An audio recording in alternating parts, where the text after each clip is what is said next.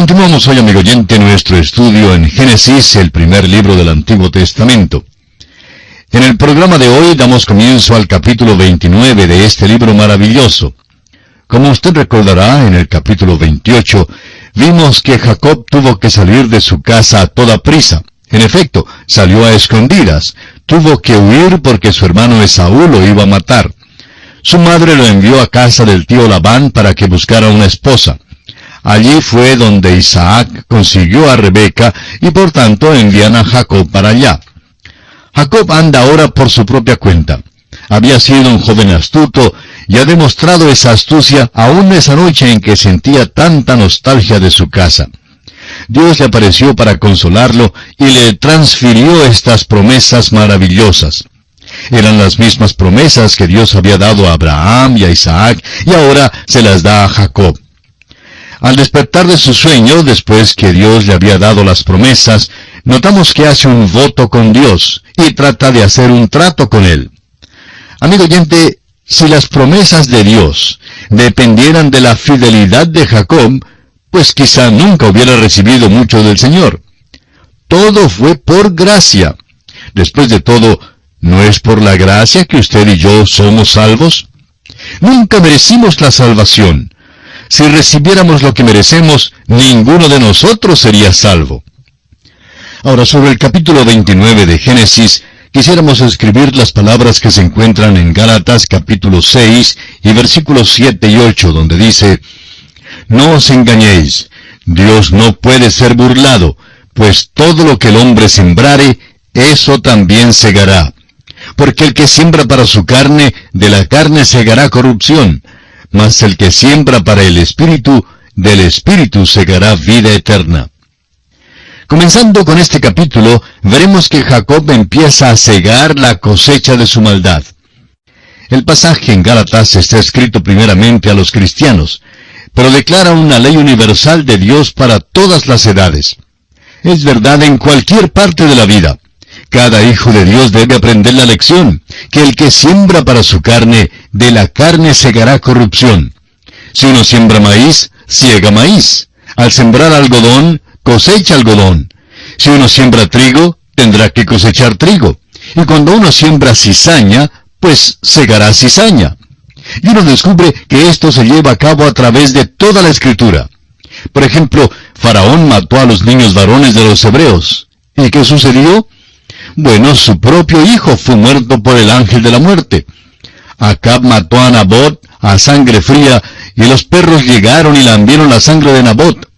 Elías vino donde Acab y le dijo que en el mismo lugar donde los perros lamieron la sangre de Nabot, lamerían la sangre de él. Acab quizás sonrió y pensó: bueno, simplemente me mantendré alejado de ese lugar. Sin embargo, amigo oyente, esta profecía se cumplió literalmente.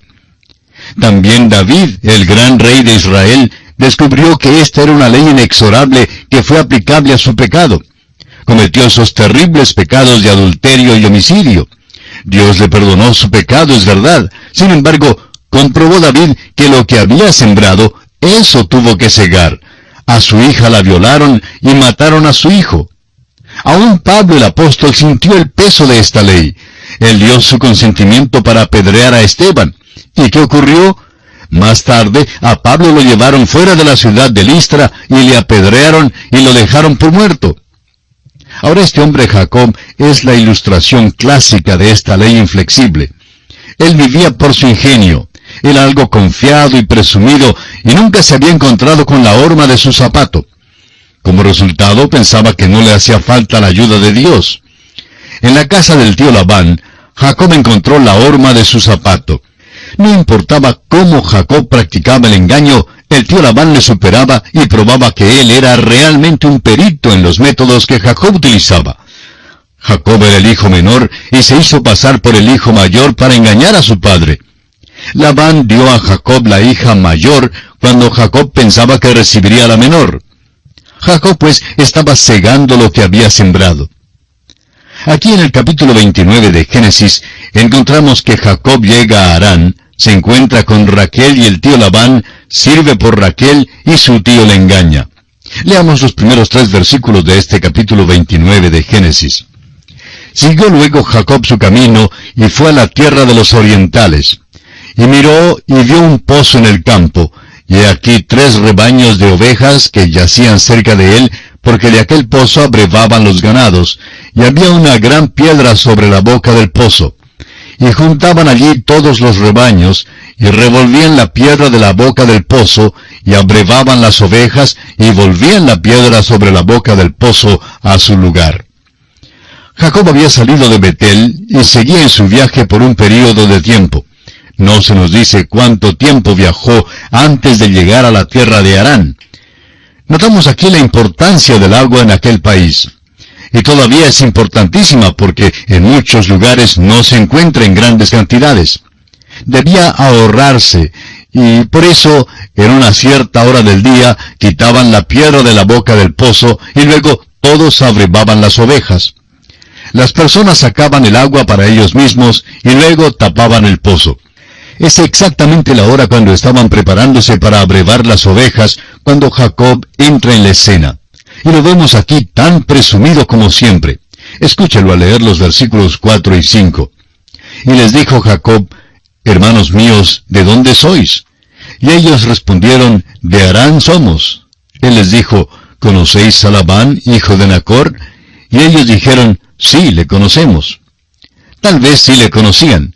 Ahora Jacob no le conocía, pero ya tendrá su oportunidad para conocerlo. Ahora los versículos 6 al 8 prosigue esta conversación. Y él les dijo: ¿Está bien? Y ellos dijeron: Bien. Y aquí Raquel su hija viene con las ovejas. Y él dijo: He aquí es aún muy de día, no es tiempo todavía de recoger el ganado. Abrevad las ovejas e id a apacentarlas. Y ellos respondieron: No podemos hasta que se junten todos los rebaños y remuevan la piedra de la boca del pozo para que abrevemos las ovejas. Note usted que Jacob acaba de llegar apenas a la tierra de ellos y ya les está diciendo cómo deben abrevar sus corderos y lo que ellos deben hacer. Esto es algo muy típico de Jacob a propósito. Pero ellos le dijeron: No podemos hasta que se junten todos los rebaños y remuevan la piedra de la boca del pozo para que abrevemos las ovejas. Leamos ahora los versículos 9 y 10 de este capítulo 29 de Génesis. Mientras él aún hablaba con ellos, Raquel vino con el rebaño de su padre porque ella era la pastora. A propósito, el pastorear rebaños era también trabajo para mujeres en aquel entonces. Y Raquel era pastora que cuidaba las ovejas de su padre. Leamos el versículo 10 que dice: Y sucedió que cuando Jacob vio a Raquel, hija de Labán, hermano de su madre, y las ovejas de Labán, el hermano de su madre, se acercó Jacob y removió la piedra de la boca del pozo, y abrevó el rebaño de Labán, hermano de su madre. Realmente no sabemos quién le mandó a él a abrevar el rebaño de Labán, pero lo hizo. Jacob realmente no sigue la ley de nadie, sino su propia ley. Él dictaba los reglamentos del juego al pasar por la vida, es decir, en la primera parte de su vida. Le hacía falta aprender una gran lección, y el tío Labán es quien va a enseñarle esa lección. Llegamos ahora al versículo 11. Y Jacob besó a Raquel, y alzó su voz, y lloró. Nos ha parecido siempre extraño que besara a esta muchacha Raquel, y que alzara luego la voz y llorara. Es difícil entender por qué Jacob lo hizo, a menos que fuera por su viaje tan solitario desde el momento en que salió de su casa. Había pasado esa noche solitaria en Betel, pero aún después de esa noche, todavía trató de hacer un trato con Dios, y por eso sintió una tristeza en todo el camino. Recordemos que desde Betel tuvo que viajar por el mar de Galilea, y luego a Siria. Tuvo que cruzar aquel desierto, y quizá tuvo muchas experiencias en el camino. Al llegar al lugar a donde iba, vuelve a ser presumido, aunque no sabía nada acerca de ese lugar antes. Saluda a estos hombres de una manera positivista, como si los hubiera conocido toda la vida. Les hace preguntas, y luego quita la piedra para Raquel, aunque al parecer no era la hora de quitar la piedra, pero lo hizo. Imaginamos que estuviera tan lleno de emoción que al saludar a esta muchacha Raquel, la besó y lloró. Suponemos que esta sea la explicación de este cuadro. Ahora note usted lo que dice en el versículo 12. Y Jacob dijo a Raquel que él era hermano de su padre, y que era hijo de Rebeca, y ella corrió y dio las nuevas a su padre. Note usted que él le dice que es hermano de su padre. Bueno, en realidad quiere decir sobrino. El hebreo no hace tantas distinciones como hacemos nosotros hoy en día. Si estaba emparentado, pues estaba emparentado y significaba que era hermano. Así se traduce aquí y es correcto. Pero él es en realidad su sobrino. Ahora leamos el versículo 13. Así que oyó Labán las nuevas de Jacob, hijo de su hermana, corrió a recibirlo, y lo abrazó, lo besó, y lo trajo a su casa. Y él contó a Labán todas estas cosas. Nos imaginamos que Jacob hablara de muchas cosas, el viaje que acababa de hacer, y cómo había salido de su casa. No nos sorprendería que Jacob los divirtiera en la cena con la historia de cómo es que logró engañar a su hermano, y cómo consiguió la primogenitura, y cómo recibió también la bendición de su padre, y la forma en que utilizó la trampa para lograrlo, y cuán mañoso era. Sin duda les dijo acerca de aquella noche en Betel. Le dijo a Labán todas estas cosas. Ahora el versículo 14 dice, y Labán le dijo, ciertamente hueso mío y carne mía eres. Y estuvo con él durante un mes. Labán quedó convencido ahora que este era su sobrino, y le dice, en verdad tú eres pariente mío, pues quiero que te sientas como en tu casa. Ahora pasa un mes, ¿y qué sucede? Bueno, Jacob no trabaja. Es un sobrino que ha llegado de un país lejano y está visitando a su tío. Suponemos que pensó que podía gozar del hospedaje gratuito, y durante aquel tiempo galantea a la señorita Raquel. Por lo menos es cierto que la ha mirado amorosamente, y creemos que ella también le miraba con amor. Ahora nos imaginamos que fuera en una mañana en el desayuno cuando tuvo lugar el incidente siguiente. En los versículos 15 al 17, escuchemos la conversación entre tío y sobrino. Entonces dijo Labán a Jacob, «Por ser tú mi hermano, ¿me servirás de balde? Dime cuál será tu salario». Y Labán tenía 2 hijas. El nombre de la mayor era Lea, y el nombre de la menor Raquel. Y los ojos de Lea eran delicados, pero Raquel era de lindo semblante y de hermoso parecer. El tío Labán es muy astuto. ¿Quién ha dicho algo de trabajar? Jacob no lo ha mencionado. Pero el tío Labán es muy mañoso y dice que no quiere que Jacob le trabaje sin recibir salario. Y dice que está dispuesto a pagar a Jacob un salario conveniente. Francamente, usted no vive con Labán un mes sin hacer algún tipo de arreglo para pagar el hospedaje. El tío Labán es mañoso también y ahora tratará con su sobrino.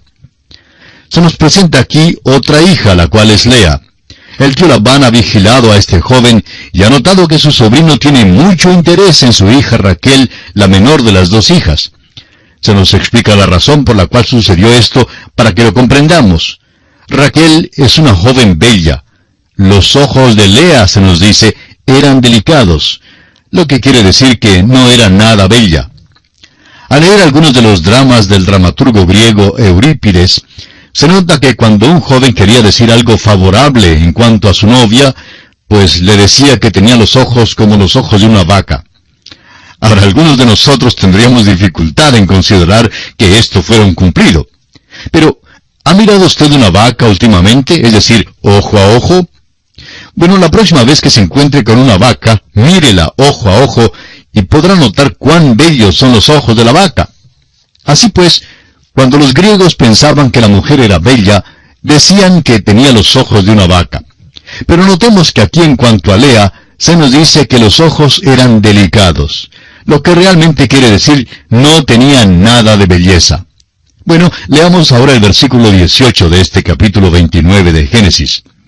Y Jacob amó a Raquel y dijo, yo te serviré 7 años por Raquel, tu hija menor. Vemos que Jacob estaba bien enamorado. Por tanto, aquella mañana en el desayuno, cuando el tío Labán sugirió que trabajara, pensaba realmente en otra cosa. Sabía que el joven se había enamorado de Raquel, y por tanto no creemos que le sorprendiera la contestación de Jacob cuando le preguntó cuál sería su salario.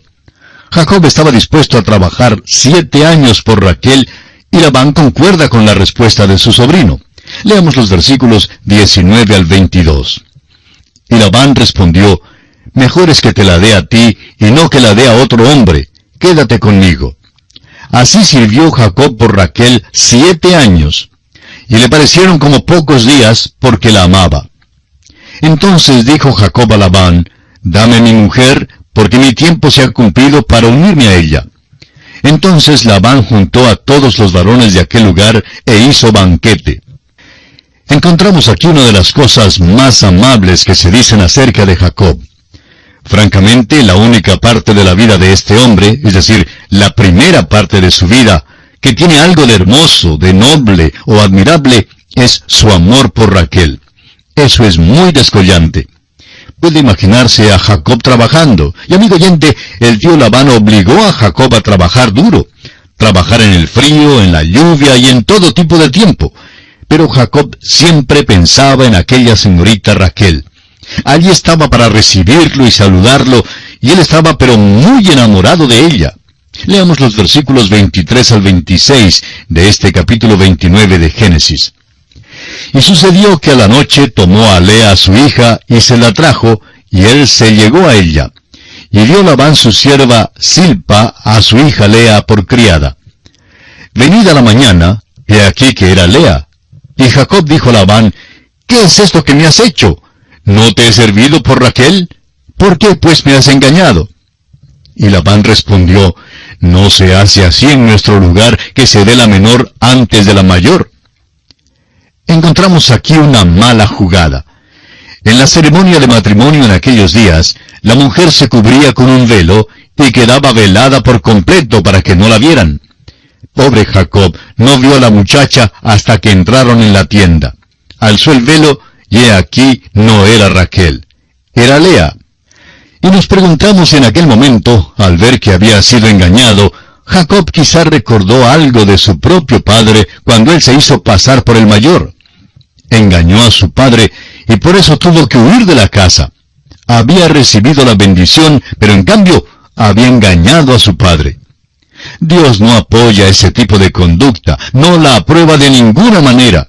Dios había prometido la bendición a Jacob, pero debió haber esperado para recibirla por la senda que Dios había establecido. Debe recibir la bendición por la senda de Dios, y no por la suya. ¿Y qué pasa? Se hizo pasar por el mayor cuando realmente era el menor.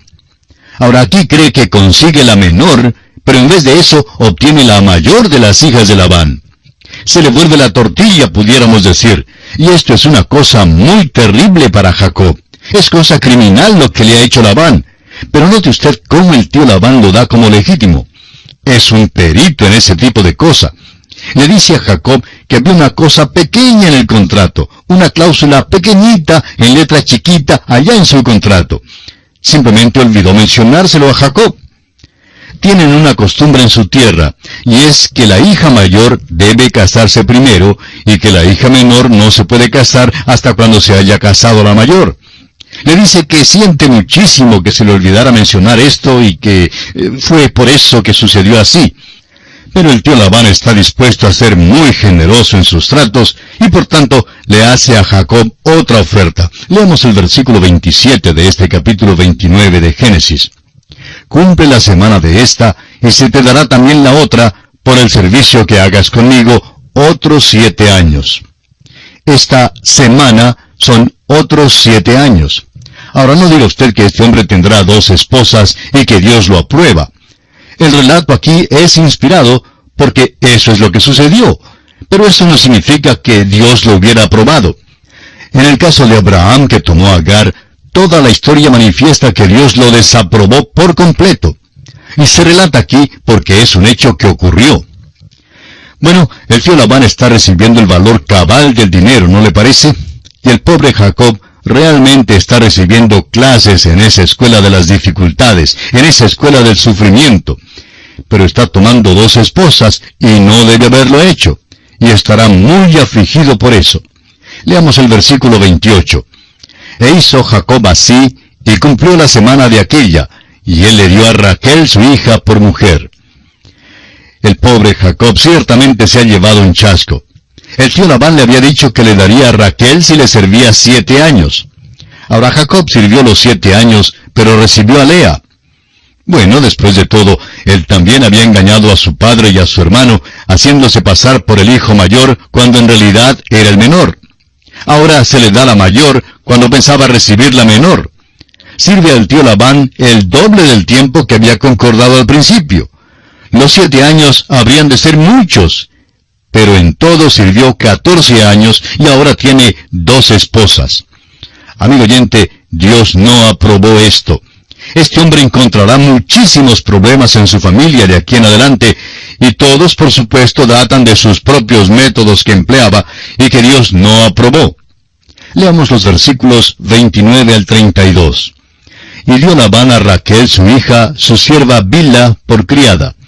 Y se llegó también a Raquel, y la amó también más que a Lea, y sirvió a Labán aún otros 7 años.